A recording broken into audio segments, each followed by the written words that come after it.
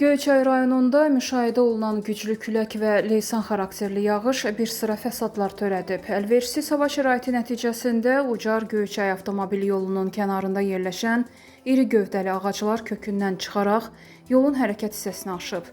Nəticədə hər iki istiqamətdə nəqliyyat vasitələrinin hərəkətində ciddi çətinlik yaranıb.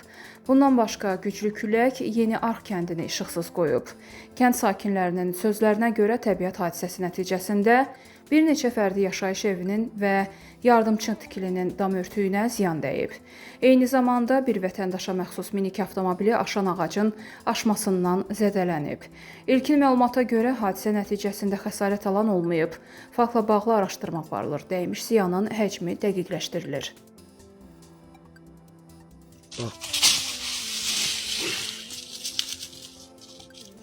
İriliyinə baxın. Allah qorusun.